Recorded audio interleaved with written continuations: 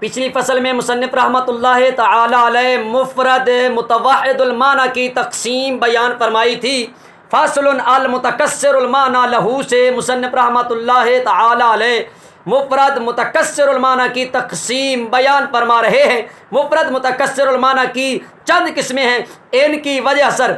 وہ لفظ جس کا معنی کثیر ہو دو حال سے خالی نہیں ہوگا، دو حال سے خالی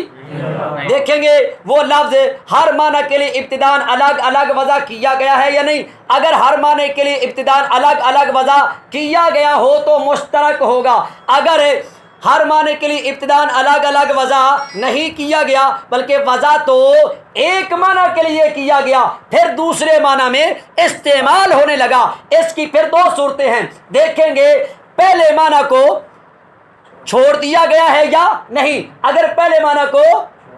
چھوڑ دیا گیا ہے تو اسے منقول کہتے ہیں، تو اسے منقول کہتے ہیں۔ پھر ناقل کی طرف نسبت کرنے کے اعتبار سے منقول کی اونچا بولو، پھر ناقل کی طرف نسبت کرنے کے اعتبار سے منقول کی تین قسمیں ہیں، منقول کی دیکھیں گے لفظ کو ایک معنی سے دوسرے معنی کی طرف منتقل کرنے والے اہل عرف ہیں یا اہل شرع ہیں یا اہل اصطلاح ہیں۔ دیکھیں گے اہل عرف ہیں یا اہل شرع ہیں یا اہل اصطلاح ہیں۔ بصورت اول منقول عرفی، بصورت ثانی منقول شرعی، بصورت ثالث منقول اصطلاحی۔ منقول عرفی کی مثال جیسے دابہ، یہ ما یدب علی الارض کے لیے وضع کیا گیا ہے، یعنی ہر اس جانور کے لیے وضع کیا گیا جو زمین پر چلتا ہے، لیکن بعد میں اس کو عام لوگوں نے گھوڑے یا چار پاؤں والے جانور کی طرف منتقل کر دیا۔ منقول شرعی کی مثال جیسے صلاۃ، اور اس کو دعا کے معنی کے لیے وضع کیا گیا ہے، لیکن بعد میں اس کو شریعت نے ارکان مخصوص یعنی نماز کی طرف منتقل کر دیا۔ نمبر 3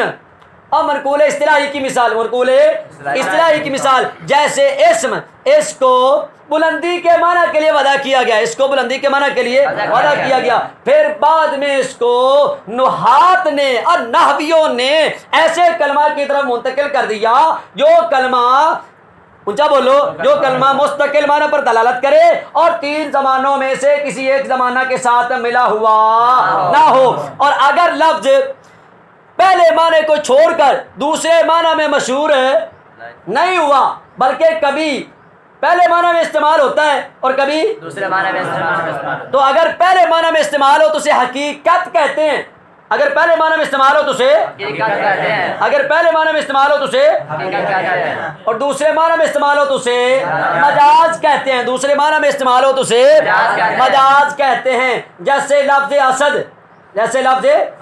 یا معنی مفترس کے لیے بھی استعمال ہوتا ہے اور بہادر آدمی کے لیے بھی استعمال ہوتا ہے۔ اگر معنی مفترس یعنی شیر کے لیے استعمال ہو تو حقیقت ہوگا اور بہادر آدمی کے لیے استعمال ہو تو مجاز ہوگا، بہادر آدمی کے لیے استعمال ہو تو مجاز ہوگا۔ اب ترجمہ دیکھو، فاصل، یہ فصل ہے المتکثر المعنی لہو، مفرد متکثر المعنی لہو، اس کی اقسام و ندیدت چند قسمیں ہیں۔ واجہ الحصر، وجہ حصر یہ ہے کہ بے شک وہ لفظ ہے جس کے معنی کثیر ہوں، ام وضع ذالک اللفظ لکل معنی ابتداءً، اگر اس لفظ کو ہر معنی کے لیے ابتداءً بأوضاع متعدد وضع کے ساتھ علیحدہ طور پر وضع کیا گیا ہو تو اس کا مشترک نام رکھا جاتا ہے۔ کل عین، جیسے عین، جس طرح عین ایک مرتبہ اس کو سونے کے لیے اور ایک مرتبہ اس کو آنکھ کے لیے اور ایک مرتبہ اس کو گھٹنے کے لیے وضع کیا گیا، اور مفہوم میں یہ مثال نہیں پڑھی جا سکی تو آپ لوگ مفہوم میں اس کو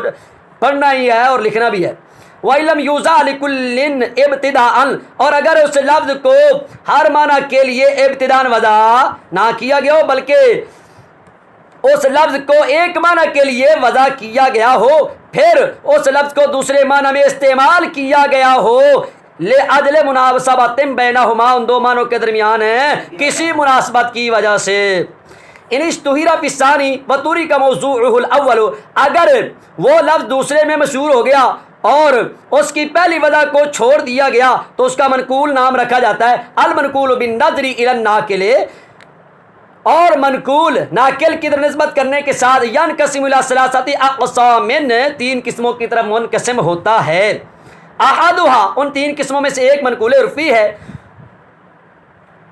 ناقل کے عرف عام ہونے کے اعتبار کے ساتھ، ناقل کے، اور ان 3 قسموں میں سے دوسری منقول شرعی ہے، اس ناقل کے ارباب شرع ہونے کے اعتبار کے ساتھ، اور ان 3 قسموں میں تیسری منقول اصطلاحی ہے، اس ناقل کے عرف خاص اور مخصوص گروہ ہونے کے، عرف خاص اور مخصوص، اونچا بولو، عرف خاص اور مخصوص ہونے کے اعتبار کے ساتھ، اور ان میں سے تیسرا منقول اصطلاحی ہے، اس ناقل کے عرف خاص اور مخصوص جماعت ہونے کے اعتبار کے ساتھ۔ مفہوم میں کہہ دیا تھا آل اصطلاح ہوں، نمبر 3 آل، ایک معنی سے دوسرے معنی کی طرف منتقل کرنے والا کون؟ آل اصطلاح۔ تو آل اصطلاح کے بجائے وہاں مخصوص جماعت کہہ دیں، مخصوص جماعت کہہ دیں۔ مثال الاول، پہلے کی مثال، جیسے دابا کا لفظ، وہ اصل میں ما یدب علی الارض، اور وہ اصل میں اس چیز کے لیے وضع کیا گیا تھا جو زمین پر چلتی ہے، وہ اصل میں اس چیز کے لیے وضع کیا گیا تھا جو زمین پر چلتی ہے۔ ثم نقلہ،